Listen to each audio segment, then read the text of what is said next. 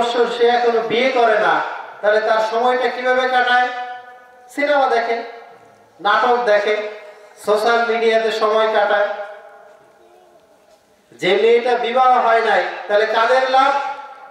এই ধরনের সামাজিক কৃষ্টি কালচারের নামে এই সাইটগুলির কারণে মানুষের মাঝখানে বিবাহ অনাগ্রহ সৃষ্টি হয়। আর এটাকে প্রমোট করা হয় যে তুমি আগে নিজের পায়ে দাঁড়াও, তুমি আগে নিজের পায়ে দাঁড়াও, তুমি আগে স্বাবলম্বী হও, তারপর বিয়ে করো। তাহলে ছেলেকে আপনি এটা বুঝাইলেন, মেয়েকে কোন শরীয়ত দিয়ে বুঝাবেন যে তুমি তোমার বিবাহ দেরি করো? কারণ ও তো বালেক হওয়ার পরেই আপনি বিয়ে দিতে পারেন, তার উপরে তো সামর্থ্যবান হওয়ার কোনো শর্ত নেই। সম্মানিত উপস্থিতি, এইটা হচ্ছে আমাদের সমাজকে একটা ধোঁকা। আপনার জন্য নিরাপদ হচ্ছে আপনার সন্তান প্রাপ্তবয়স্ক হচ্ছে, আপনি আপনার সন্তানকে বিবাহ করান। আপনার কন্যার প্রাপ্তবয়স্ক হয়েছে, আপনি আপনার কন্যাকে বিবাহ দেন। আল্লাহ রাসূল সাল্লাল্লাহু আলাইহি সাল্লাম বলছেন, হে যুবক, তোমার বিবাহের সামর্থ্য হলে তুমি বিবাহ করো, বিবাহের সামর্থ্য হলে বিবাহ করো। আজকে আমাদেরকে বোঝানো হয় যে যদি বিয়ে করে তাহলে বউকে খাওয়াবে কি? প্রশ্ন।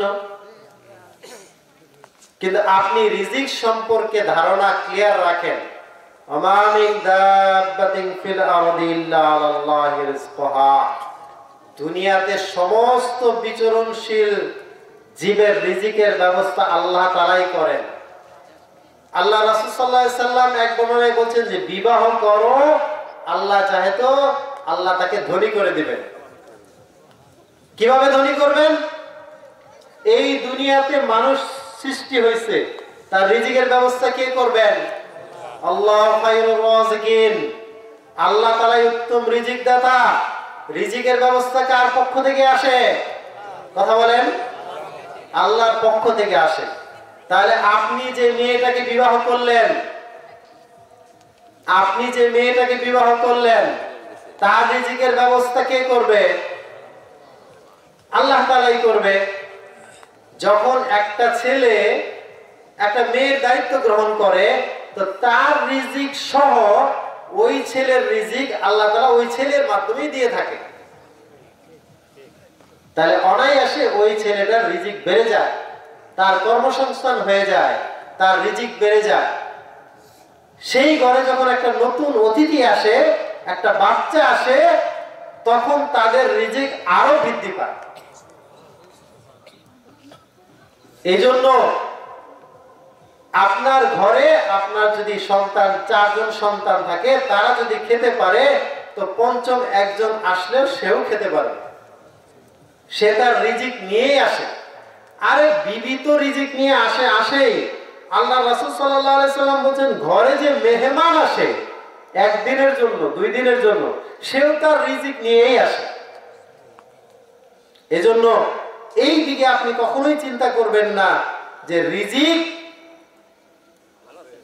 কোন পেরেশানির বিষয়, বরং রিজিক আল্লাহ তাআলার পক্ষ থেকেই আসে। এর নাম হচ্ছে ইয়াকিন, এর নাম হচ্ছে ঈমান।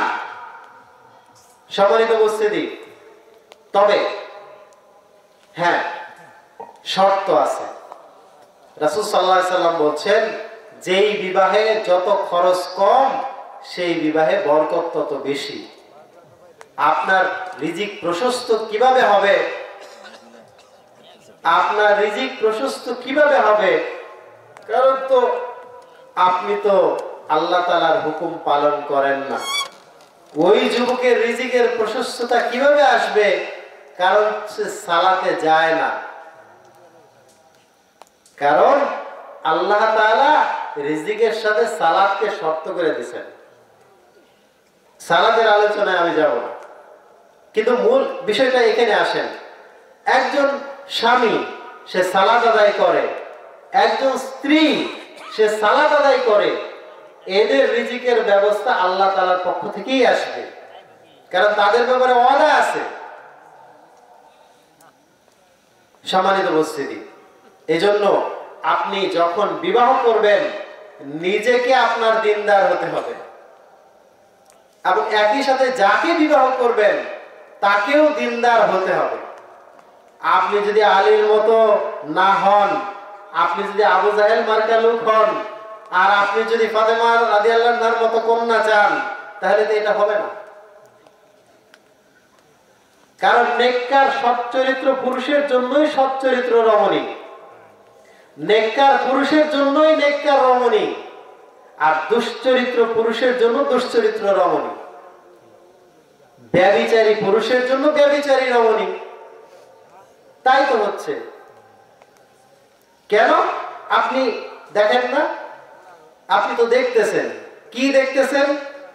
যে অমুক আসছে আপনার বাড়িতে, এসে দাওয়াত দিতেছে যে ভাই আমার ছেলের বিয়ে অমুক দিন, তুমি বিয়ের অনুষ্ঠানে যাইও। তো জিজ্ঞেস করা হচ্ছে যে তোমার ছেলের বিয়ে কোথায়, পাত্রী দেখলা, কি দেখলা? না, আমার ছেলে তো পছন্দ করে রাখছে, এখন কি করব, ছেলের বয়স হয়েছে, পছন্দ করছে, সেখানে তো বিয়ে দিতেই হয়। ও ব্যভিচারী, সে আর একটা ব্যভিচারীকে পছন্দ করছে, তার তো বিয়ে দিতেই হবে। আল্লাহ তাআলার কোরআনের আয়াত কত সুন্দর ভাবে মিলে যাচ্ছে। এজন্য বরকত তো তাদের ফ্যামিলিতে হবে যারা চরিত্রবান পুরুষ আর চরিত্রবান রমণী, তাদের মাঝখানে যে বিবাহ বন্ধন হবে সেটাই হচ্ছে বরকতময় বিবাহ। রাসূল সাল্লাল্লাহু আলাইহি সাল্লাম বলছেন, বিবাহের ক্ষেত্রে তোমরা চারটা জিনিস দেখো। এক নম্বর হচ্ছে কন্যার দিনদারিতা, দুই হচ্ছে তার সৌন্দর্য, তিন হচ্ছে তার বংশ মর্যাদা, আর চার হচ্ছে তার সম্পদ। আর তোমরা দিনদারিতাকে অগ্রাধিকার দিবে। দিন হচ্ছে সবচেয়ে অগ্রাধিকার। দিনদারিতা কাকে বলে? এই প্যান্ডেলে যদি আমার মা বোনরা থাকে, আপনাদের উদ্দেশ্যে আমি একটা কথা বলতে চাই, দিনদারিতা কাকে বলে আপনি ইব্রাহিম আলাইহিস সালামের স্ত্রী সারা আলাইহিস সালামের কাছ থেকে শিখেন। ইব্রাহিম আলাইহিস সালাম সফরের ভিতরে আছেন, সে অবস্থায় তার সফর সঙ্গী তার স্ত্রী সারা আলাইহিস সালাম, তারা দুইজনে অতিক্রম করার সময় ওই দেশের বাদশাহ তাদেরকে আটক করে। আমি কথা খুব সংক্ষেপে আগাচ্ছি, অনেক কথা বলার নিয়ত আছে আপনাদের সাথে। সেই ময়মনসিংহ থেকে শীত ঠান্ডা উপেক্ষা করে আপনাদের মাঝে আসছি। আমার এই কথায় যদি একটা মানুষ পরিবর্তন হয়, আমি মনে করি আমার এই আলোচনা, আমার এই কষ্ট, আমার এই কদম, আমার এই ঠান্ডাকে উপেক্ষা করা এটা সার্থক হবে। এজন্য আমার কথাগুলি মনোযোগ দিয়ে শোনার চেষ্টা করবেন। আমি কোনো সুরও দিতে পারি না, আমি কোনো গজলও গাইতে পারি না, কিন্তু আমি আপনাকে কোরআন এবং সুন্নাহ থেকে কয়েকটা কথা বলে যেতে চাই। আমার কথাগুলি স্পষ্ট, আমার নিয়ত স্পষ্ট, আপনার নিয়তটাকে পরিশুদ্ধ করে নেন। তো ইব্রাহিম আলাইহিস সালাম তার স্ত্রী সারা আলাইহিস সালামকে নিয়ে যখন সফরের অবস্থায় দেশ অতিক্রম করতেছিল, সেই দেশের বাদশাহ তার ওই সারা আলাইহিস সালাম সহ ইব্রাহিম আলাইহিস সালামকে আটক করলো। বাদশার বিভিন্ন বৈশিষ্ট্য ছিল, সেই দিকে আমি কথা বলতে চাই না। তো সারা আলাইহিস সালামকে যখন আটক করলো, তাকে আলাদাভাবে তার সাথে যখন ওই বাদশা সাক্ষাৎ করতে, তার ভিন্ন চরিত্রার্থ লালনের জন্য সে যখন তার কাছাকাছি যায়, তখন সারা আলাইহিস সালাম আল্লাহ তাআলার কাছে সালাতের মাধ্যমে আল্লাহ তাআলার কাছে দোয়া করলেন যে হে রব, আমি আমার এই সতীত্ব আর আমি আমার এই চরিত্র সবসময় হেফাজত করেছি, আমি আমার স্বামী ব্যতীত আমাকে ব্যবহার করার জন্য আমি কাউকে দেই নাই। হে আল্লাহ, আজকের এই দিনে এই পরিস্থিতিতে আপনি আমাকে হেফাজত করেন। তো আল্লাহ সুবহানাহু ওয়া তাআলা তার কথায় সেখানে কোনো ফেরেশতাও পাঠায় নাই, সেখানে বাহির থেকে কোনো কিছুই পাঠায় নাই, বরং সেই বাদশা যখন তার কাছে গেছে, তার নিকটবর্তী হয়েছে, তো তার হাতের শক্তি ক্ষয় হয়ে গেছে। সে হাত বাড়ায় তার কাছে যাবে, সে হাতে কোনো শক্তিই নাই, সে তার হাত তার পা আগাইতেই পারতেছে। সুবহানাল্লাহ বলবেন না? এই হচ্ছে নেককার রমণীর বৈশিষ্ট্য। নেককার রমণী কাকে বলে? দিনদার রমণী কাকে বলে? যেই নারী কোনোদিন কোন পরপুরুষের সাথে মিষ্টি সুরে কথা বলে নাই, সেটা হোক বিয়ের আগে অথবা বিয়ের পরে, তাকেই নেককার রমণী বলে, তাকেই দিনদার রমণী বলে। যে বিয়ের আগে কোনোদিন পরপুরুষের সাথে প্রেমময় কথা বলে নাই, বিয়ের পরেও কোনোদিন কোন পরপুরুষের সাথে সে প্রেমময়, মায়াপূর্ণ, ভালোবাসাপূর্ণ কথা বলে নাই, সেই নারীকে বলে নেককার নারী। সেই নারী যদি আজও আল্লাহর কাছে চায়, সেই নারী যদি আজও আল্লাহ তাআলার কাছে তার ইজ্জত আব্রু হেফাজতের জন্য চায় এবং আদর্শ পুরুষ তার জীবনে কামনা করে, সে ইনশাআল্লাহ এই আল্লাহ তাআলা এই কোরআনে এই ঘটনা বর্ণনার দ্বারা বোঝা যায় যে ওই সমস্ত নারীরা আজও আল্লাহ তাআলার কাছে সেই পুরস্কার পাবে। তাকেই নেককার রমণী বলে। কিন্তু যেই নারী পরপুরুষের সাথে মিষ্টি সুরে কথা বলবে, তাকে কখনোই নেককার রমণী বলা যাবে না। ব্যভিচারী তো আরো পরের কথা, জিনা তো আরো পরের বিষয়। রাসূল সাল্লাল্লাহু আলাইহি সাল্লাম বলছেন,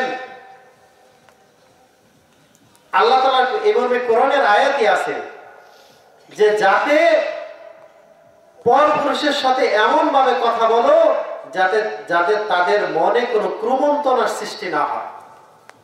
আপনার বাড়িতে আসছে একজন লোক, এসে বলছে, ভাই আব্দুল্লাহ কি বাড়িতে আছে? তো ঘরের মহিলারা বলবে, আপনি কে? না, সে বাড়িতে নাই। আর যদি বলে, কে আপনি? আপনার বাড়ি কোথায়? মিষ্টি সুরে যদি কথা বলে, তাহলে সেই পুরুষের ভিতরে একটা ক্রমন্তনা আসবে। সে বলবে, আরো দুইটা কথা বলি।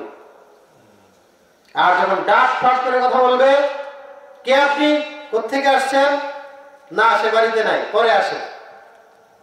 তো ওই পুরুষ মনে করবে, বাপ রে বাপ, মহিলা একটা, আর এখানে কথা বাড়ানো যাবে না।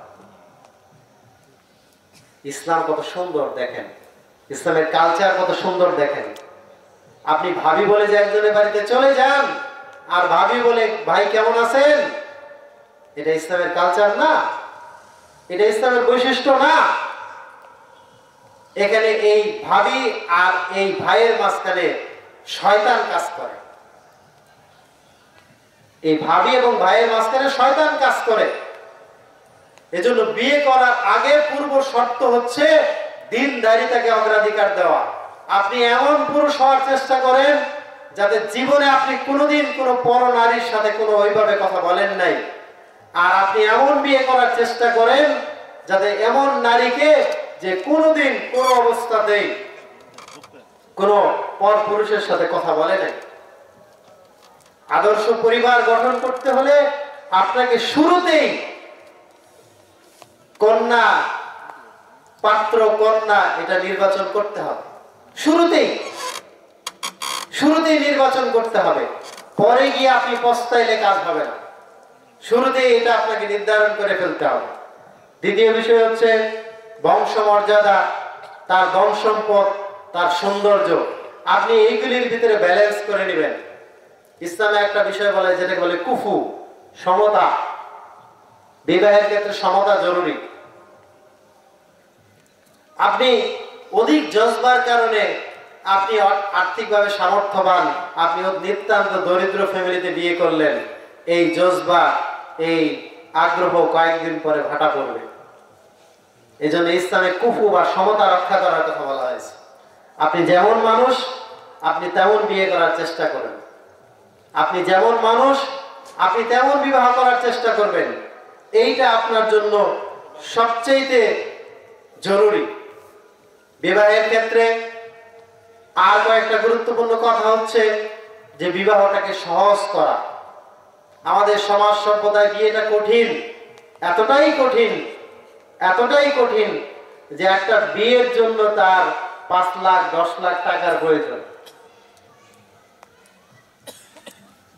যেই দেশে, আমার একটা কথা আপনারা ভালো করে মনোযোগ দিয়ে শোনেন, যেই দেশে বিবাহ কঠিন সেই দেশে জিনা ব্যভিচার সহজ। যেই দেশে বিবাহ করতে 5 লক্ষ টাকা লাগে, সেই দেশে জিনা ব্যভিচারের জন্য 500 টাকা লাগে। এজন্য বিবাহটাকে সহজ করেন, বিবাহের নামে অপসংস্কৃতি পরিহার করেন। গায়ে হলুদ, এই অনুষ্ঠান সেই অনুষ্ঠান, আলোকসজ্জা, এগুলি পরিহার করেন। বিবাহটাকে খুবই সাদামাটা করেন, খুবই সাদামাটা। যা সামর্থ্য আছে তাই মোহরানা ধার্য করে বিবাহ দিয়ে দেন। বিয়েটাকে এতটাই সহজ করেন, জুম্মার দিনে খুতবার পরে বিবাহ দিয়ে দেন। বিবাহটাকে সহজ করা উচিত। আজকে আমাদের সমাজ সভ্যতায় বিবাহ কঠিন করার কারণে, আমাদের সমাজ সভ্যতায় বিবাহ কঠিন হওয়ার কারণে এই সমাজ সভ্যতায় জিনা ব্যভিচার বৃদ্ধি পেয়েছে। আপনি এত খবর রাখেন না, আপনি এত খবর জানেন না। আপনি খবর রাখেন, আপনার সন্তানের খবর রাখেন, আপনার ছেলেটার খবর নেন, আপনার মেয়েটার খবর নেন। তাদের বিবাহ আপনি সহজ করে দেন।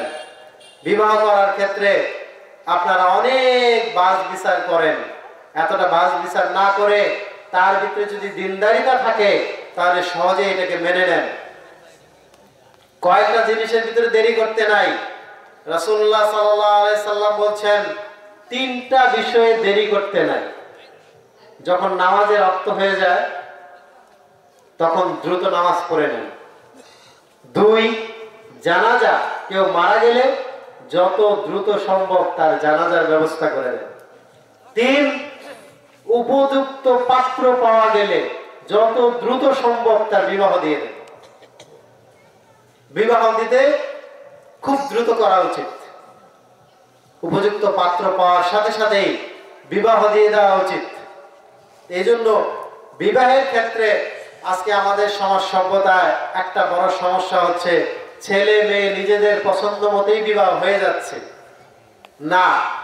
মেয়েদের ক্ষেত্রে বড় শর্ত হচ্ছে তার ওলি অভিভাবক, তার ওলি অভিভাবক লাগবে। মেয়ের অভিভাবক কারা? মেয়ের অভিভাবক হচ্ছে মেয়ের বাবা। বাবা হচ্ছে সবচেয়ে বড় অভিভাবক। তারপরে তার বাবা না থাকলে চাচারা হতে পারে, তার দাদা হতে পারে। তারা কেউ না থাকলে তাদের অধীনস্থ, তার অধীনস্থ তার ভাতিজা হতে পারে। তার যদি আগে বিবাহ হয়ে থাকে সেই ঘরে সন্তানরা হতে পারে। যদি কোনো নারীর কোনো অভিভাবক পাওয়া না যায়, তারপরেও নারীর অভিভাবক ছাড়া বিবাহ হবে না। প্রয়োজনে দেশের শাসক ওই নারীর অভিভাবক হবে, প্রয়োজনে ইউনিয়নের চেয়ারম্যান সাহেব অভিভাবক হবেন। তারপরেও কোনো নারী স্বেচ্ছায় এককভাবে নিজের ইচ্ছায় বিবাহ বসতে পারবে না। এই বিবাহ বাতিল বলে গণ্য হবে। নারীর বিবাহের জন্য তার অভিভাবক শর্ত। আজকে আমাদের সমাজে বিবাহের দিনে এই অভিভাবক না বুঝার কারণে আমাদের সমাজে কি হয়, তো যাও দুইজন যাও মেয়ের কাছ থেকে কবুল নিয়ে আসো। বেপর্দা পর পুরুষ একজন গিয়ে, কাজী সাহেব সহ কয়েকজন গিয়ে মেয়ের গিয়ে বলে তুমি অমুকের সাথে বিবাহ বন্ধন রাজি আছো? মেয়ের বলে বলো বলো কবুল।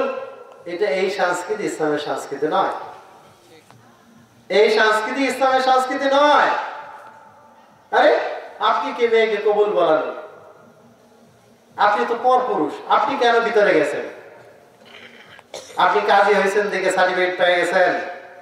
মেয়ের কবুলের দায়িত্ব হচ্ছে মেয়ের বাপ। মেয়ের বাপ যদি বলে, ছেলের হাতটা ধরবে আর বলবে আমি আমার মেয়ে অমুককে, আমি অমুক, আমার মেয়ে অমুককে তোমার কাছে সমর্পণ করলাম, এত টাকা দেন মোহরের বিনিময়ে, তুমি কি রাজি আছো? ছেলে যদি বলে আমি কবুল করে নিলাম, বিবাহ হয়ে গেছে। কিন্তু আমরা করি কি, মেয়ের ঘর থেকে মেয়ের এজাজত নিয়ে আসি।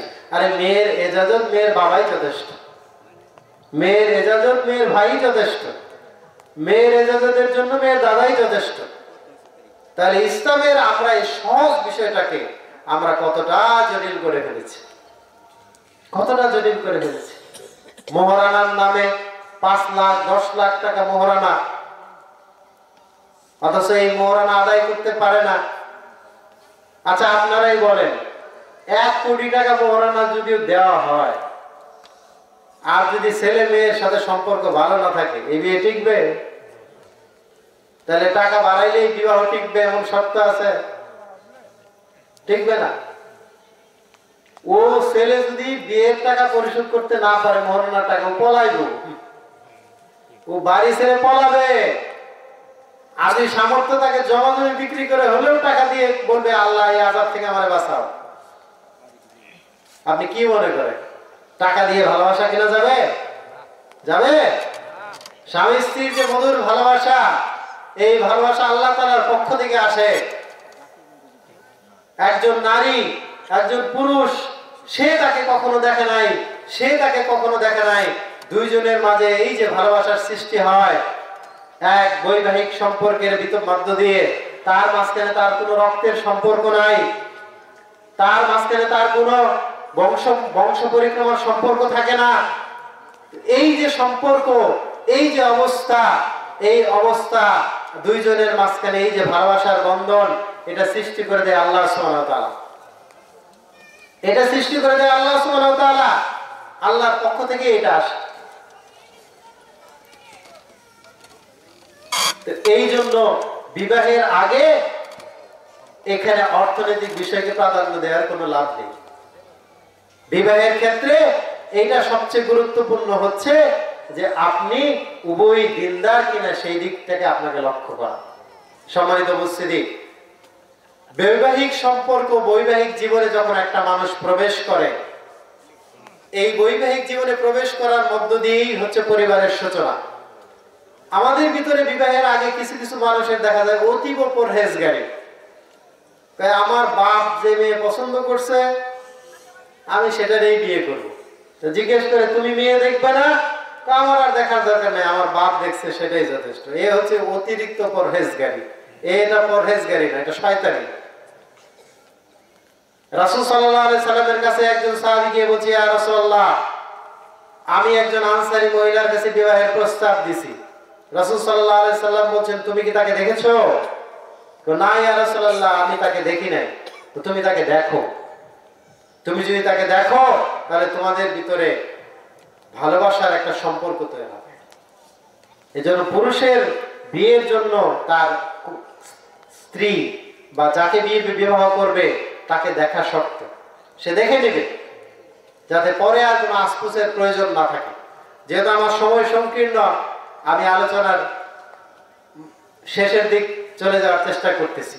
একটা মানুষ বৈবাহিক সম্পর্কে উপনীত হওয়ার পর মানুষের মাঝখানে, স্বামী স্ত্রীর মাঝখানে এই যে বন্ধন, এই যে ভালোবাসা, এইটাকে দৃঢ় করার জন্য, একটা আদর্শ পরিবার গঠনের জন্য সবচেয়ে বড় জরুরি হচ্ছে পরস্পরের ভিতরে ভালোবাসা, পরস্পরের ভিতরে সৌহার্দ্যতা, পরস্পরের ভিতরে স্যাক্রিফাইস, পরস্পরের ভিতরে আন্তরিকতা, পরস্পরের ভিতরে ক্ষমা। যার উত্তম উদাহরণ হচ্ছে রাসূলুল্লাহ সাল্লাল্লাহু আলাইহি ওয়াসাল্লাম। রাসূলুল্লাহ সাল্লাল্লাহু আলাইহি ওয়াসাল্লাম একাধারে যেমন ছিলেন শাসক, একাধারে যেমন ছিলেন বিচারক, তিনি একাধারে ছিলেন উত্তম স্বামী। রাসূলুল্লাহ সাল্লাল্লাহু আলাইহি ওয়াসাল্লাম বলছেন যে তোমাদের মাঝখানে সে উত্তম যে তার পরিবারের কাছে উত্তম, আমি আমার পরিবারের কাছে উত্তম। এই জন্য কোন মানুষ যদি মারা যায়, কোন পুরুষ যদি মারা যায়, আর স্ত্রী যদি বলে আমার স্বামী ভালো ছিল, তাহলে এই লোকটা জান্নাতি। কোন নারী যদি মারা যায় আর তার স্বামী যদি বলে আমার স্ত্রী ভালো ছিল, তাহলে এই নারীটা জান্নাতি। এখন চিন্তা করে দেখেন, আপনার স্ত্রী আপনাকে ভালো বলবে কিনা? ও নারী, তুমি চিন্তা করে দেখো তোমার স্বামী তোমাকে ভালো বলবে কিনা। নিজের জান্নাতের সার্টিফিকেট যদি কামাই করতে চান, তাহলে স্ত্রীর সাথে সদাচরণ করেন। নিজের জান্নাতের সার্টিফিকেট যদি অর্জন করতে চান, তাহলে স্বামীর সাথে সদাচরণ করেন। রাসূলুল্লাহ সাল্লাল্লাহু আলাইহি ওয়াসাল্লাম এত ব্যস্ততার পরেও তার স্ত্রীদের সাথে কতটা কোমল ছিলেন। রাসূলুল্লাহ সাল্লাল্লাহু আলাইহি ওয়াসাল্লাম একদিন ঘরে এসে বলতেছেন, তার স্ত্রীর নাম হচ্ছে আয়েশা, তিনি বলতেছেন, হে আয়েশ, ভালোবেসে, হে আয়েশ। কখনো কখনো আল্লাহ রাসূল তার স্ত্রী আয়েশা রাদিয়াল্লাহু আনহা বলতেন হুমায়রা। অতিরিক্ত সৌন্দর্য ছিল, লাল বর্ণের ছিল, এজন্য আল্লাহ রাসূল তাকে সুন্দর করে ডাকতেন হুমায়রা। আপনি কয়দিন আপনার বিবি সাহেবকে ভিন্ন কোনো নামে, সুন্দর কোনো নামে ডেকেছেন? ভালোবাসাটা হবে কিভাবে? ডাকছেন কোনোদিন? ডাকেন নাই। কেমনে হবে ভালোবাসা? স্বামী স্ত্রীর ভালোবাসা এটা হচ্ছে পবিত্র ভালোবাসা। আল্লাহ রাসূল সাল্লাল্লাহু আলাইহি সাল্লাম বলেছেন, হে আয়েশ, এই মাত্র জিবরাইল তোমাকে সালাম জানাই গেছে। রাসূলুল্লাহ সাল্লাল্লাহু আলাইহি সাল্লাম এত ব্যস্ততার ভিতরেও জিহাদের ময়দানে তার স্ত্রী তার সাথে ছিল। আর সমস্ত সাহাবীর, সমস্ত কাফেলাকে তিনি বলতেছেন, তোমরা সামনে অগ্রসর হও। সবাই সামনে অগ্রসর হলো। এবার আয়েশা রাদিয়াল্লাহু আনহা বলতেছে, চলো আমরা দৌড় প্রতিযোগিতা করি। আপনি বিষয়টা চিন্তা করতে পারেন, এই যে একটা মাহফিল, এই মাহফিলের জন্য আমাদের এই সভাপতি সাহেব, আমাদের ইমাম সাহেব, তারা দিকে দৌড়ের পেরেশানি শেষ নাই। আপনি একটা জিহাদের ময়দান চিন্তা করেন তো, কত পেরেশানি। জিহাদের ময়দান থেকে প্রত্যাবর্তন করতেছে, সাথে বিশাল সাহাবীদের কাফেলা। এই কাফেলার মাঝেও আল্লাহ রাসূলের মনে পড়ছে আমার বিবিকে সময় দেওয়া দরকার। সমস্ত মানুষকে বলছে তোমরা এগিয়ে যাও। এরপর দৌড় প্রতিযোগিতা হয়েছে। আয়েশা রাদিয়াল্লাহু আনহা বলতেছেন, আমি খুব পাতলা পাতলা ছিলাম, যার কারণে আমি দৌড়ে ফার্স্ট হয়ে গেলাম। পরবর্তী সময় কোন এক সফরে আল্লাহ রাসূল সাল্লাল্লাহু আলাইহি সাল্লাম, আমি তখন একটু মোটাসোটা হয়ে গেছি, স্থূল হয়ে গেছি। আল্লাহ রাসূল বললেন যে চলো আবার দৌড় প্রতিযোগিতা হোক। এইবার রাসূলুল্লাহ সাল্লাল্লাহু আলাইহি সাল্লাম আমার চাইতে আগে গেলেন এবং বললেন, আয়েশা, এটা সেই দিনের প্রতিশোধ। আজকে আমাদের সমাজে মানুষ বিবি সাহেবের কথা বলতে লজ্জা পায়। রাসূল সাল্লাল্লাহু আলাইহি সাল্লাম ভরা মজলিসে তাকে জিজ্ঞেস করছে, ইয়া রাসূলুল্লাহ, আপনার কাছে সবচেয়ে প্রিয় কে? রাসূল সাল্লাল্লাহু আলাইহি সাল্লাম বলছে, আমার কাছে সবচেয়ে প্রিয় আয়েশা। বলতে পারবেন? বাবার সামনে তো বলতে পারেন না। রাসূল সাল্লাল্লাহু আলাইহি সাল্লাম ভরা মজলিসে বলছেন, আমার প্রিয় হচ্ছে আয়েশা। তখন ওই সাহাবী জিজ্ঞেস করে, ইয়া রাসূলুল্লাহ, উনি মূলত জানতে চাইছিল যে আল্লাহ রাসূল কোন পুরুষ লোকের নাম বলবে। তো উনি অবাক হইছে যে আল্লাহ রাসূল আয়েশার নাম বলতেছে। এরপর দ্বিতীয়বার রিপিট কোশ্চেন করছে যে ইয়া রাসূলুল্লাহ, পুরুষদের মাঝখানে কাকে পছন্দ? তখন বলছে যে আবু বকর রাদিয়াল্লাহু তাআলা। আল্লাহ রাসূল সাল্লাল্লাহু আলাইহি সাল্লাম তার স্ত্রীদেরকে এইরকম ভালোবাসতেন। আয়েশা রাদিয়াল্লাহু আনহা, আল্লাহ রাসূল যখন ইন্তেকাল করেন, আল্লাহ রাসূল সাল্লাল্লাহু আলাইহি সাল্লামের ব্যাপারে আয়েশা রাদিয়াল্লাহু আনহা গর্ব করে বলতেন যে আমি বিশেষ কিছু পাইছি আল্লাহ রাসূল সাল্লাল্লাহু আলাইহি সাল্লামের কাছ থেকে। আমি আল্লাহ রাসূলের সাথে একই কম্বলের নিচে শুয়েছিলাম, আর এই মুহূর্তে আল্লাহ ওহী নাযিল করছে।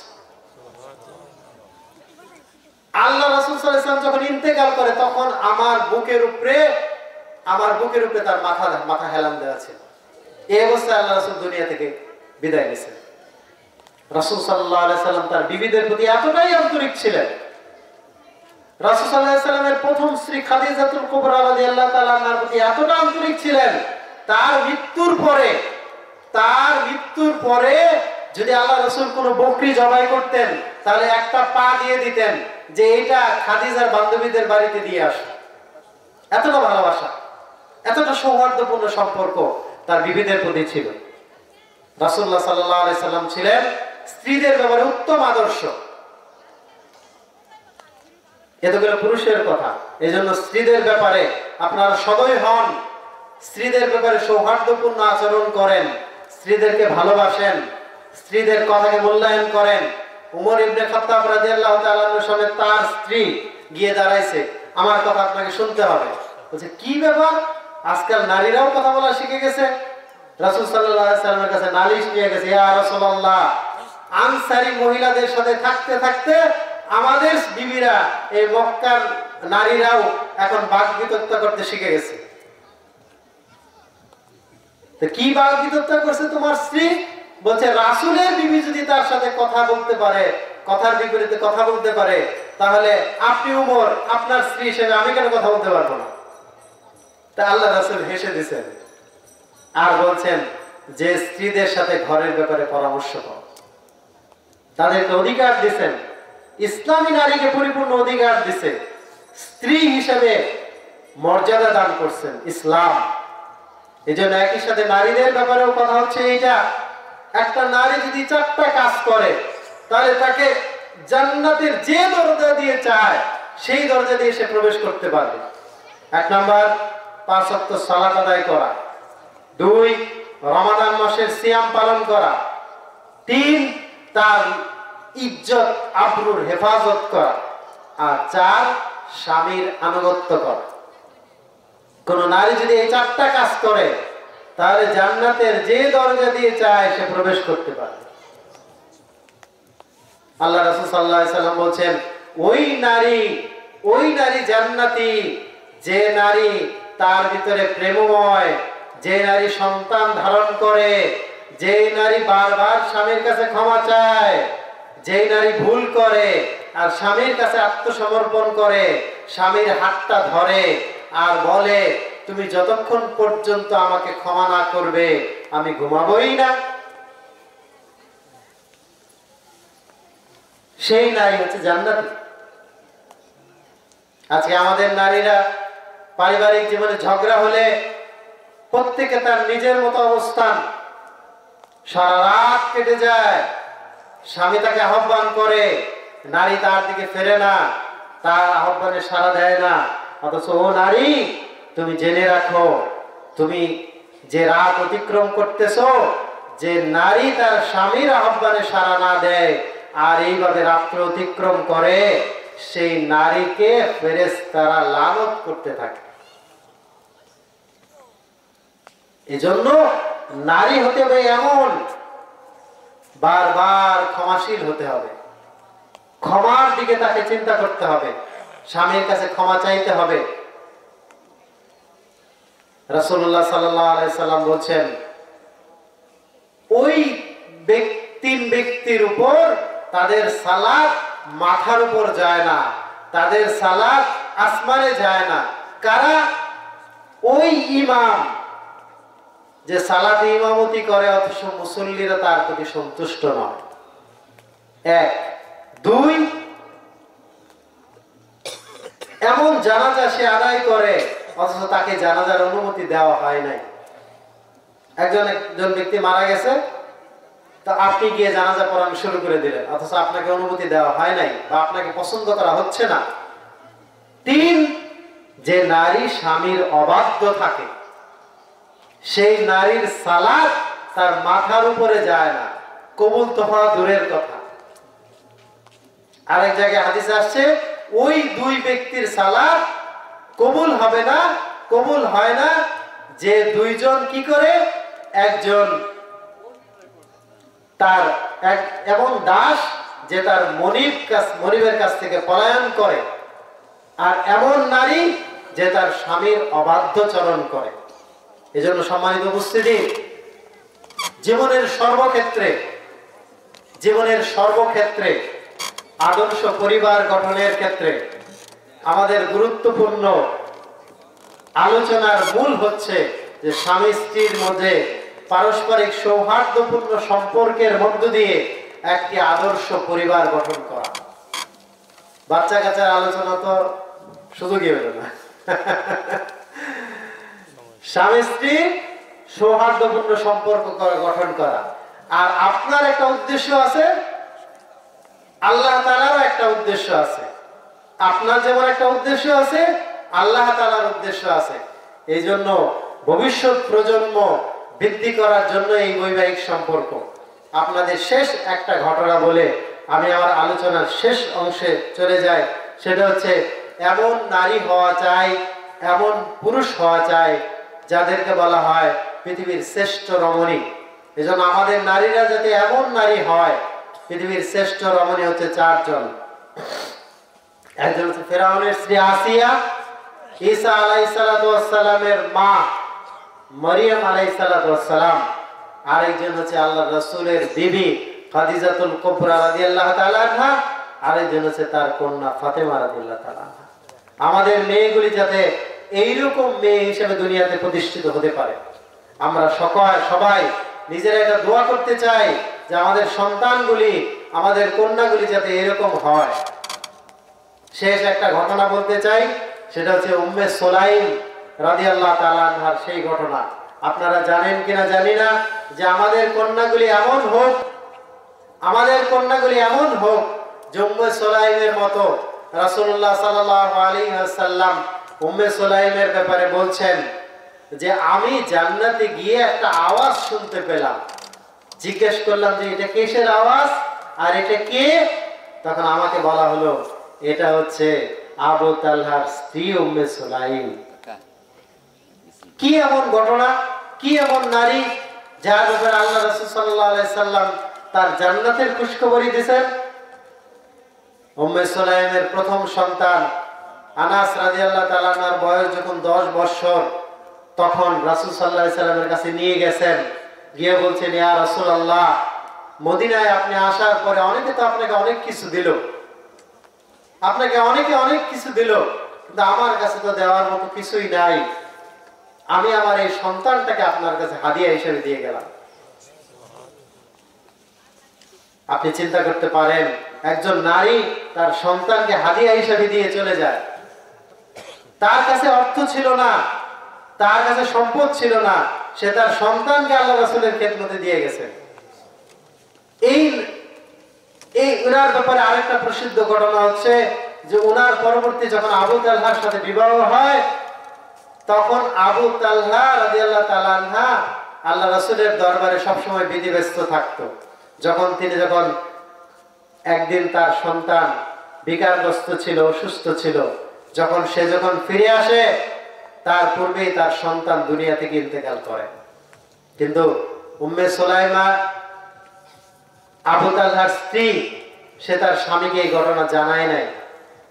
সংক্ষিপ্ত কথা হচ্ছে এইটা, সে তার স্বামীকে এই ঘটনা না জানিয়ে, ওই দিন তার স্বামী রোজা ছিল, সিয়াম পালন ছিল, তাকে সুন্দর খাবারের ব্যবস্থা করে, সে নিজে সাজসজ্জা করে, স্বামীর সাথে রাত্র যাপন করে, আর সকালবেলা বলে যে হে স্বামী, যে আল্লাহ তাআলা আপনার কাছে কোনো কিছু প্রেরণ করে থাকেন, আর যদি তিনি সেটা উঠিয়ে নিয়ে যান, তাহলে কি আপনি সেটার প্রতি বিরক্ত হবেন? গত রাতে আপনার সন্তানকে আল্লাহ তাআলা দুনিয়া থেকে নিয়ে গেছে। তো এমন রমণী চাই আল্লাহ তাআলা আমাদেরকে দান করেন, আর সেটার জন্যই আল্লাহ তাআলা আমাদেরকে দোয়া শিক্ষা দিয়েছেন।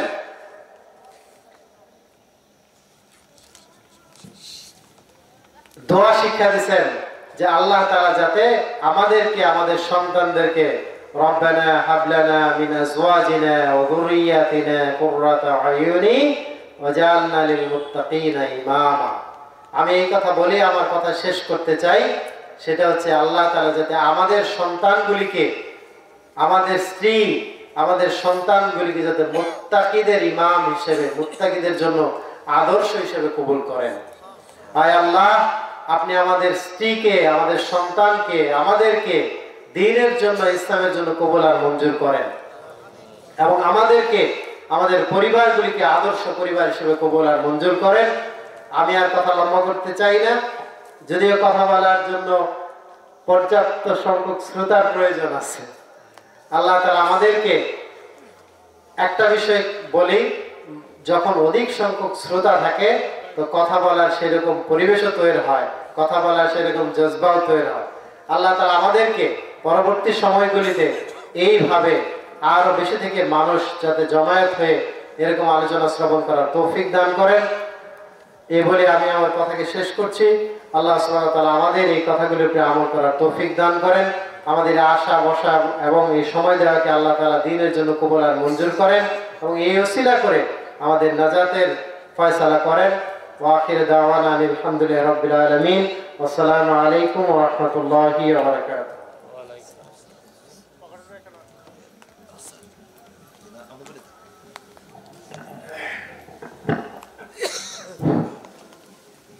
মাশাআল্লাহ, আসলে শায়েখ অত্যন্ত গুরুত্বপূর্ণভাবে ইসলামের দৃষ্টিতে পারিবারিক জীবন গঠন করার মৌলিক আলোচনা করেছেন। আসলে ওনার আলোচনা ফিনিশিংয়ে যাওয়ার পূর্বেই আমাদের সময় যেহেতু সংক্ষিপ্ত, এজন্য ওনাকে সংক্ষিপ্ত করার জন্য নির্দেশ প্রদান করা হয়েছে। তো আমরা আসলে ওনার আলোচনা থেকে যতটুকু বুঝতে পেরেছি সেটুকু যেন আমল করতে পারি, আল্লাহ আমাদের সকলকে তৌফিক দান করেন, আমিন। এখন আমাদের আজকের প্রধান আকর্ষণ, প্রধান বক্তা শায়েখ হাবিবুর রহমান। শায়েখ হাবিবুর রহমান, ওনাকে আমি ওনার মূল্যবান আলোচনা পেশ করার জন্য সবিনয় অনুরোধ জানাচ্ছি। শায়েখকে ওনার মূল্যবান আলোচনা পেশ করার জন্য সবিনয় অনুরোধ জানাচ্ছি।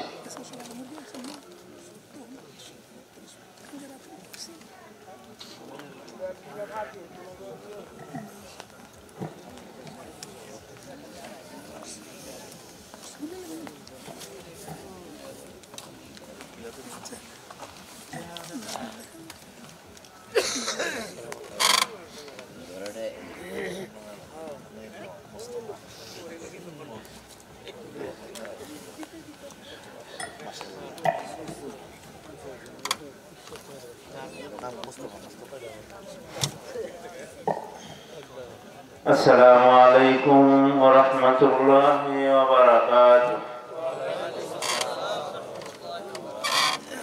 الحمد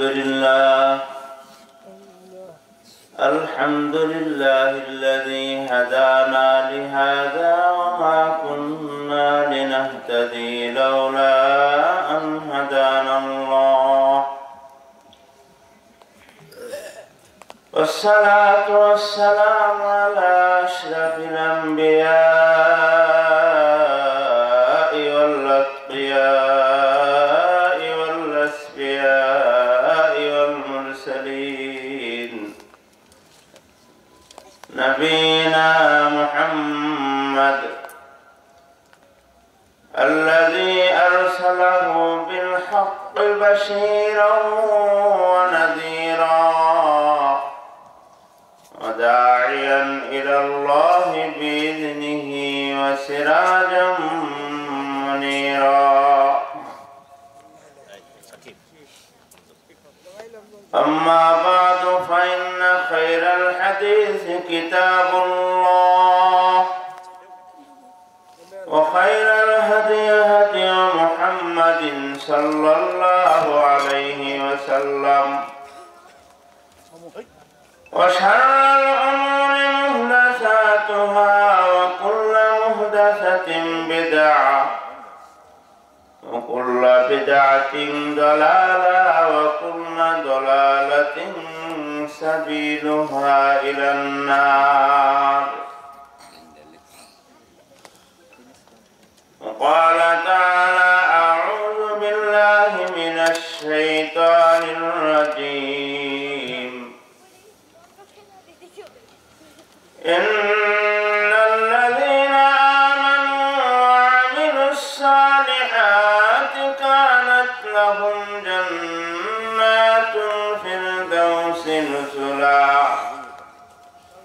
خالدين فيها لا يبغون عنها حولا.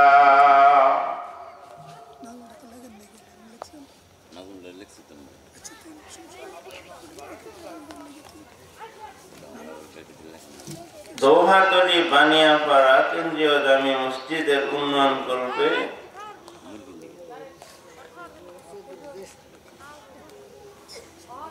ঊনপঞ্চাশতম বার্ষিক ওয়াজ মাহফিল।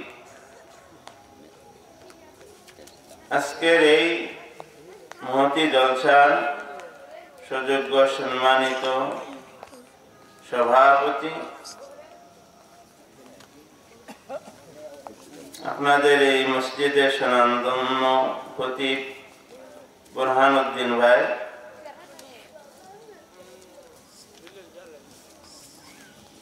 এছাড়া আমার পূর্বে অনেক বিজ্ঞ আলোচকগণ আলোচনা করেছেন।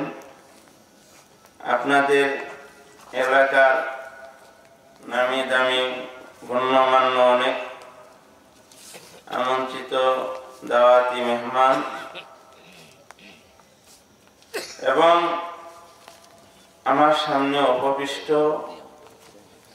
সর্বস্তরের দিনদার ইমানদার মুসলিম ভাই, আমার পর্দার আড়ালে মা বোনেরা আছেন, সকলের প্রতি আন্তরিক মোবারকবাদ। আল্লাহ তাআলার শিখানো বার্তা মুসলিমদের উদ্দেশ্যে আবারও সালাম, আসসালামু আলাইকুম ওয়া রাহমাতুল্লাহি ওয়া বারাকাতুহু।